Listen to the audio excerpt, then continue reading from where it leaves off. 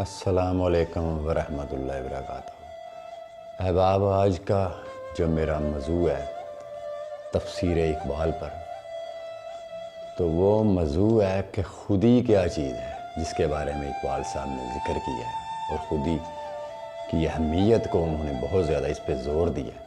تو اکثر لوگوں کو یہ سمجھ نہیں آتی کہ خودی جو ہے، جو اقبال صاحب نے بیان کیا، وہ خودی کیا چیز ہے۔ تو آج اس ٹاپک پہ میں آپ سے بات کرنے کے لیے حاضر ہوا ہوں۔ یہ سلطان العارفین اپنی ایک کتاب میں لکھتے ہیں، وہ فرماتے ہیں کہ جب اس کائنات میں کسی چیز کا وجود جو ہے وہ اللہ کی ذات نے خلق نہیں کیا تھا، اور اللہ کی ذات کا جو عرش تھا وہ پانی کے اوپر تھا۔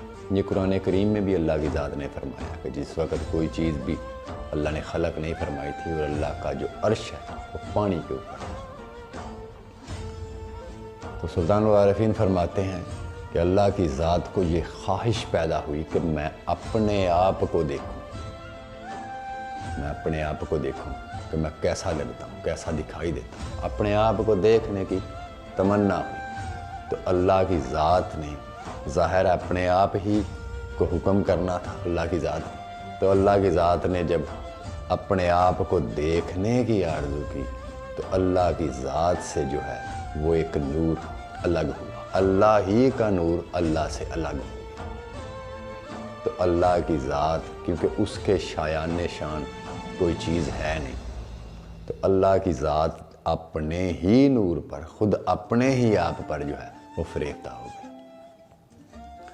تو اس نور کو دیکھ کر اللہ کی ذات خود اپنے نور پہ فریفتہ ہو گئی، اور اس نور کا نام سلطان العارفین لکھتے ہیں کہ اس نور کا نام اللہ کی ذات نے احمد رکھ دیا، جو آقا کریم صلی اللہ علیہ وسلم کا آسمانی نام ہے۔ یہ زمین پہ جب مجاز کے عالم میں جو ہے وہ آقا کریم صلی اللہ علیہ وسلم تشریف لائے تو ان کا زمینی نام جو ہے محمد صلی اللہ علیہ وآلہ وسلم ہے، اور جو ان کا آسمانی نام ہے وہ احمد ہے۔ تو سلطان العارفین، یہ کیونکہ جو بات میں کر رہا ہوں یہ صوفیہ اور اہل فقر کی بات ہے، اور اہل فقر جو ہیں بغیر مشاہدے کے، جو ان کو اللہ کی ذات نے وہ باطن کی نگاہ عطا کی ہوتی ہے، حقیقت کی نگاہ، جس سے مجاز کی نگاہ دیکھ نہیں سکتی، تو ان کا کوئی بھی فرمان جو ہے وہ معرفت کے سوا نہیں ہوتا۔ ان کا مشاہدہ جو ہے وہ مشاہدہ الہی ہوتا ہے، وہ حق کی طرف سے وہ چیز کو دیکھتے ہیں اور پھر وہ بیان کرتے ہیں۔ تو وہ فرماتے ہیں کہ جب اللہ کی ذات نے اپنے نور کو دیکھا اور خدا اپنے ہی نور پہ فریفتہ ہو گئی تو اس نور کا نام احمد رکھا۔ پھر اس نور احمد سے تمام ارواح کو خلق کیا، تمام چیزوں کو پیدا کیا، تمام روحوں کو پیدا کیا۔ نور احمد سے پھر جو ہے انسانوں کی روحوں کو پیدا کیا، یعنی انسانوں کے اندر جو روحیں ہیں وہ جز ہے، اور نور احمد جو ہے وہ کل ہے۔ اب نور احمد کا کل جو ہے وہ خود اللہ کی ذات ہے، یعنی ایک نور سے دوسرا نور خلق کیا، پھر اس نور سے دوسرے نور جو ہیں، دوسرے امر جو ہیں، ان کو پیدا کیا۔ اسی لیے اللہ کی ذات فرماتی ہے محمد صلی اللہ علیہ وسلم، اگر میں آپ کو خلق نہ کرتا تو کائنات میں کوئی چیز بھی میں پیدا نہ کرتا۔ آپ منبع تخلیق آپ کی ذات ہے۔ تو اقبال صاحب اس خودی کو اس لیے بیان کر رہے ہیں کہ وہ فرماتے ہیں کہ اے انسان، تیرے اندر جو اللہ کی ذات نے اپنا امر رکھ کے، امر کو داخل کر کے، جس کے بارے میں اللہ کی ذات فرماتی ہے نفخت فیہ من روحی، میں نے اپنی روح جب آدم میں پھونکی، اپنی روح جب اس میں داخل کی، تو روح تو وہ اللہ کی تھی، اللہ کا نور تھا، اللہ کا امر تھا۔ جتنی دیر تک آدم علیہ السلام میں اپنی روح کو خلق نہیں کیا، اس میں داخل نہیں کیا، کسی کو حکم نہیں دیا کہ گر جاؤ آدم کے آگے سجدے میں۔ یہ قرآن کریم کی جو ہے پہلے پارے میں پوری وضاحت ہے سجدہ آدم کی، اس کو ترجمے کے ساتھ پڑھیں، پھر آپ کو یہ مسئلے کی سمجھ آئے گی، کیونکہ یہ سارا خلاصہ جو قرآن کریم میں بیان کیا گیا، بزرگان دین نے وہاں سے یہ چیزیں جو ہیں قرآن کریم سے آگے بیان کی ہیں۔ کیونکہ علماء مشائخ جو ہیں، علماء کے پاس صرف مسائل ہیں قرآن کریم کے، لیکن وہ لوگ قرآن کریم کے عارف ہیں۔ قرآن کا قاری ہونا اور چیز ہے، اور قرآن کا عارف ہونا اور چیز ہے۔ اور اس لیے فقراء اولیاء اللہ نے ان چیزوں کا عرق اور مغز جو تھا وہ نکال کے لے کے آئے ہیں مخلوق کی اصلاح کے لیے۔ اور یہاں پہ اقبال صاحب اس خودی کو جو ہے وہ جز بیان کرتے ہیں، لیکن یہ جز جو ہے اپنے کل سے جدا نہیں ہے۔ قطرے کی حقیقت کلزم کے ساتھ ہی ہے، لیکن آپ اس کلزم سے قطرے کو جدا سمجھیں تو یہ آپ کی عقل ہے، حالانکہ وہ قطرہ اسی کل کی ایک جز ہے، وہ اس سے جدا نہیں ہے۔ تو یہاں پہ اقبال صاحب نے اس خودی کو جو ہے وہ بیان اس لیے کیا ہے کہ وہ فرماتے ہیں کہ اللہ کی ذات ہے، انسان تمہیں مخاطب ہو کے قرآن کریم میں فرما رہی ہے کہ میں تمہارے نفسوں میں گم ہوں، تمہیں دکھائی کیوں نہیں دیتا۔ جس نے اپنے آپ کو پہچان لیا تحقیق اس نے خدا کو پہچان لیا۔ انسان میرا بید ہے اور میں انسان کا بید۔ تو خودی در حقیقت جو ہے وہ روح کو اقبال صاحب نے بولا ہے، اور خودی کا تعلق، روح کا تعلق قلب کے ساتھ انتہائی گہرا ہے، کیونکہ اگر روح جو ہے وہ نور احمد کی جز ہے اور قلب جو ہے وہ اللہ کا آئین ہے، اس لیے ان دونوں کا ملاپ جو ہے وہ انتہائی گہرا ہے۔ روح اور قلب کا ایفیکٹ جو ہے وہ ظاہری طور پہ آپ کو دو وجود نظر آ رہے ہیں، لیکن ان کا ایفیکٹ جو ہے وہ ایک ہی ہے۔ جس طرح نفس اور شیطان کا ایفیکٹ جو ہے وہ برائیوں کی طرف مائل کرتے ہیں، ان دونوں کا ساز باز انہوں نے بنا رکھی ہے، انہوں نے انسان کو گناہوں کی طرف ہی مائل کرنا ہے۔ اسی طرح روح اور قلب کا جو تعلق ہے وہ اللہ کے تقرب کی طرف ہی یہ چیزیں لے کے جاتی ہیں۔ روح اور قلب یہ سراپائے خیر ہیں اور نفس اور شیطان سراپائے شر ہیں۔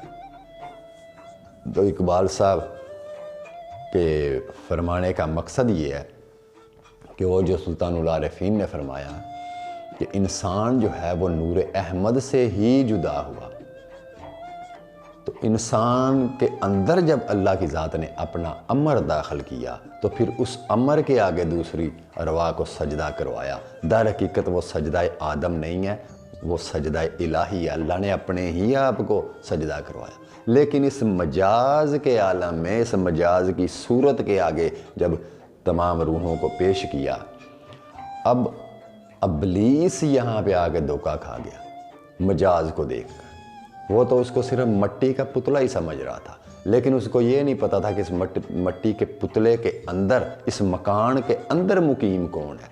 یہ صورت، یہ چہرہ آدم جو ہے، یہ صورت کس کی ہے؟ جس کے بارے میں حدیث قدسی ہے، ان اللہ خلق آدم علی صورتہ، ہم نے آدم کو اپنی صورت پر پیدا کیا۔ یعنی یہ آدم کی صورت بھی اللہ کی صورت، آدم کی اپنی تو کوئی صورت نہیں تھی، صورت تو صورت گھر کی تھی، جس نے اس کو صورت کا روپ دیا، جس نے اس کو مجاز میں خلق کیا۔ اللہ کی ذات فرماتی ہے کہ مجھے اپنے آپ کو، میں ایک چھپا ہوا خزانہ تھا، میں ایک چھپا ہوا خزانہ تھا، میں نے یہ چاہا کہ میں پہچانا جاؤں، سو میں نے انسان کو خلق کر دیا۔ تو یہ بہت راز کی بات ہے، اس راز کو سمجھنے کی کوشش کیجیے کہ انسان کی صورت کس کی صورت ہے، اور کس صورت کی وجہ سے ہی اسے اشرف المخلوقات کا درجہ ملا، تمام مخلوقات سے افضل و اعلیٰ۔ تو اقبال صاحب یہ کہتے ہیں قرآن کریم کی یہ جو آیات ہیں کہ میں تمہارے نفسوں میں گم ہوں، تمہیں دکھائی کیوں نہیں دیتا، یہ حدیث قدسی ہے، قلوب المومنین عرش اللہ تعالیٰ، اور مومن کا جو دل ہے وہ میرا عرش ہے۔ انسان میرا بید ہے، میں انسان کا بید ہوں، میں تمہاری شارگ سے قریب ہوں، تمہیں دکھائی کیوں نہیں دیتا۔ جس نے اپنے آپ کو پہچان لیا تحقیق خدا کو پہچان لیا۔ تو خودی در حقیقت وہ عظمت ہے، وہ تکریم ہے، جس تکریم اور عظمت کو اللہ کی ذات نے سجدہ کروایا۔ اس لیے اقبال صاحب بار بار وہ فوکس اسی پہ دیتے ہیں، خودی کی طرف، خودی کی طرف، جس کے بارے میں وہ فرماتے ہیں خودی کا نشے من تیرے دل میں ہے، خودی کا نشے من تیرے دل میں ہے، فلک جس طرح آنکھ کے تل میں ہے۔ یہ تیرے اندر وہ ذات اس طرح پوشیدہ ہے، اللہ کی ذات، حق کی ذات انسان کے اندر اس طرح مقیم ہے، یہ انسان عقلی طور پہ تو یہ سوچ ہی نہیں سکتا کہ اللہ کی ذات جو ہے وہ میرے اندر کس طرح رہ سکتی ہے. اس کا تو حجم جو ہے وہ تو کسی ذات میں سما ہی نہیں سکتا. اس کی ذات, اللہ کی ذات, تو اس چھوٹے سے خاک کے پتلے میں وہ کیسے آ سکتی ہے؟ تو یہاں پہ اقبال صاحب نے فرمایا کہ خودی کا نشیمن تیرے دل میں ہے. وہ ذات تیرے دل کے اندر, تیرے باطن میں اس طرح پوشیدہ ہے, تیرے اس خاک داں کے اندر اس طرح پوشیدہ ہے جس طرح آنکھ کے تل کے اندر تو پورا آسمان دیکھنے پہ قادر ہے. اب وہ آسمان سے زیادہ آنکھ کے اندر وہ بلیک نقطہ جو ہے, جو انسان کی آنکھ کے اندر بلیک نقطہ ہے جس سے انسان دیکھتا ہے, تو وہ نقطہ اس آسمان سے بڑا ہے. اگر وہ آسمان سے چھوٹا ہوتا تو آسمان کو دیکھ نہ سکتا. اس کا مطلب ہے کہ وہ نقطہ آسمان سے بھی زیادہ ہے, اس سے بھی زیادہ اور ہزاروں سینکڑوں آسمان بھی آ جائیں تو یہ نقطہ ان کو بھی دیکھنے پہ قادر ہے. تو اس لیے اقبال صاحب کہتے ہیں خودی کا نشیمن تیرے دل میں ہے, فلک جس طرح آنکھ کے تل میں ہے, خودی میں گم ہے خدائی تلاش کر غافل.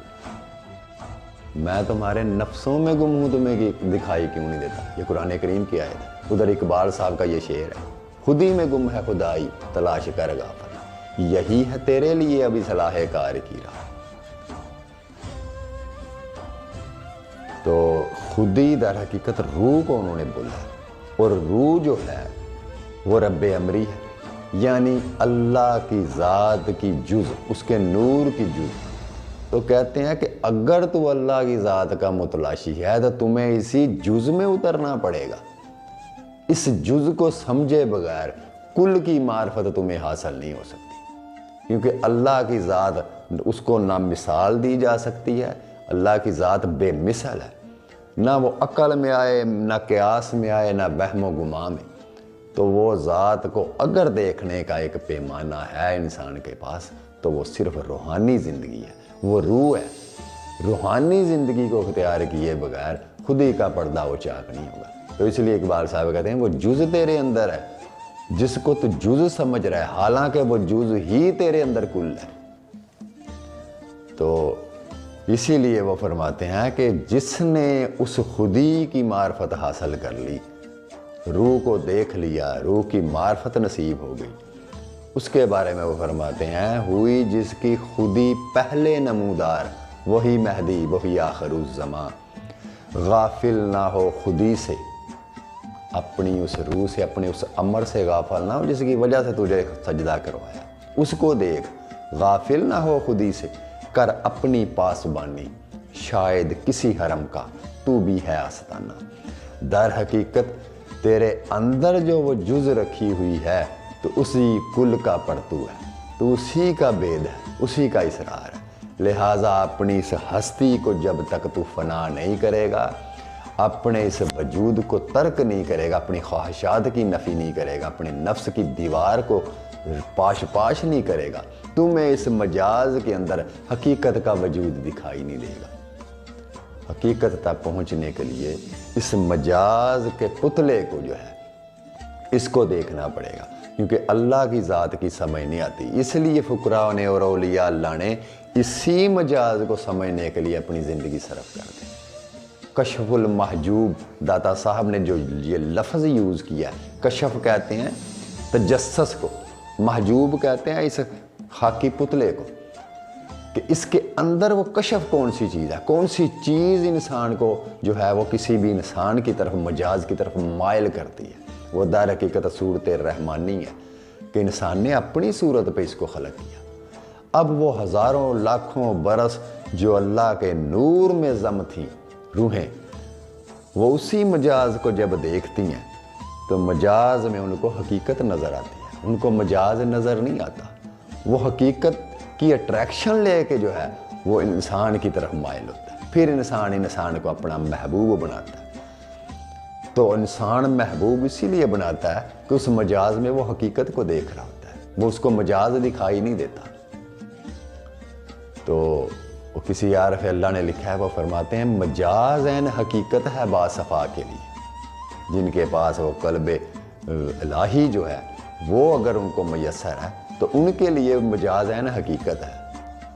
مجاز عین حقیقت ہے باصفا کے لیے, بتوں کو دیکھ رہا ہوں فقط خدا کے لیے، تو مجاز ہی در حقیقت حقیقت ہے جب تک کہ یہ اس مجاز کی حقیقت سمجھ نہ آئے۔ اس کے لیے اپنے دل کو، اپنے قلب کو انہوں نے آئینے کی طرح بنایا۔ تو جب آئینہ خود انسان اپنے آپ کا بن گیا تو اسی آئینے میں اس نے اللہ کی ذات کا مشاہدہ کیا، اسی صورت میں، اسی جلوہ گری میں اس جز نے اس کل کو دیکھ لیا۔ تو یہ ہی خودی ہے در حقیقت کہ اپنے آپ میں، اپنے اس جہان میں جس کو آپ چھوٹا سا وجود سمجھ رہے ہیں، جس طرح آپ کے قلب کے اندر اللہ کی ذات کا پورا عرش ہے، جس طرح آپ کی آنکھ کے تل کے اندر جو ہے وہ پورا آسمان سمایا ہوا ہے، جس طرح ایک موبائل کا ظاہر تو آپ کو موبائل نظر آ رہا ہے لیکن اس کے باطن میں پوشیدہ جو ہے وہ سم ہے، سارا رول اس سم کا ہوتا ہے۔ اگر آپ موبائل میں وہ سم نکال دیں تو وہ بے جان رہے گا، اس میں کوئی جو ہے نا وہ سسٹم فنکشن جو ہیں وہ باقی نہیں رہیں گے، نہ آپ کسی کو کال کر سکتے ہیں، نہ میسیجز آ سکتے ہیں، یعنی موبائل سارے کا سارا ڈیڈ ہو جائے گا۔ لیکن وہ سم آپ کو نظر نہیں آ رہی کیونکہ سم جو ہے وہ موبائل کے پردے میں چھپی ہوئی ہے، سارا رول، سارا دخل اسی کا ہے۔ اور اسی کے بارے میں اقبال صاحب فرماتے ہیں، وہ فرماتے ہیں تنے بے روح سے بیزار ہے حق، خدائے زندہ زندوں کا خدا ہے۔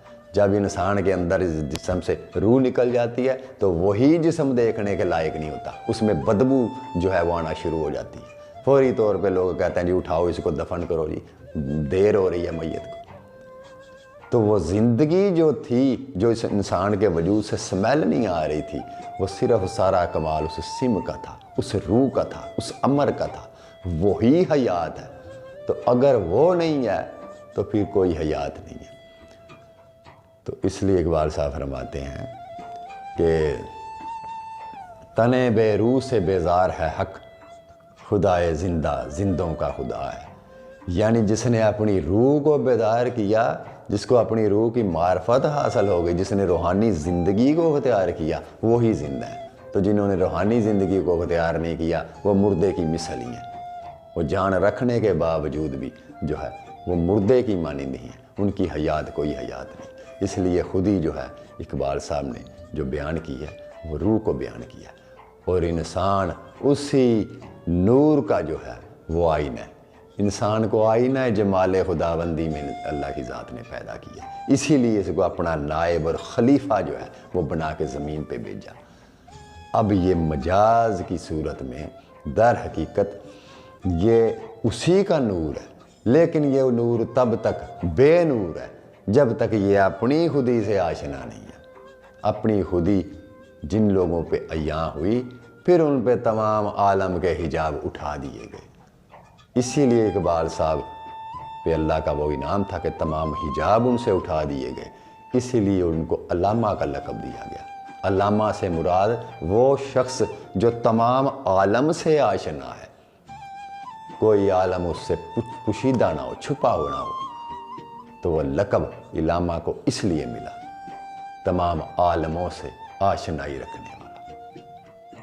اللہ آپ کو سلامت رکھے، اس بات کو سمجھنے کی کوشش کیجیے گا اور قرآن کریم کی ان آیات کی طرف توجہ دیجیے گا، ان کو سمجھنے کی کوشش کیجیے گا، ان احادیث کو سمجھنے کی کوشش کیجیے گا جس کے بارے میں یہ تذکرے سارے اللہ کی ذات نے وضاحتیں کی ہیں کہ انسان در حقیقت ہے کیا، جس کے بارے میں حدیث شریف بھی ہے، حدیث سے دل کسی درویش بے گلیم سے پوچھ۔ یہ اقبال صاحب کا بلکہ وہ شعر ہے کہ حدیث سے دل کسی درویش بے گلیم سے پوچھ، خدا کرے تجھے تیرے مقام سے آگاہ۔ وہ حدیث دل کون سی ہے؟ وہ یہی ہے، قلوب المومنین عرش اللہ تعالیٰ۔ یہ اقبال صاحب کا شعر ہے، حدیث سے دل کسی درویش بے گلیم سے پوچھ، خدا کرے تجھے تیرے مقام سے آگاہ۔ دعاؤں میں یاد رکھیے گا اور اس چیز کو سمجھنے کی کوشش کیجیے گا کہ خودی کیا چیز ہے۔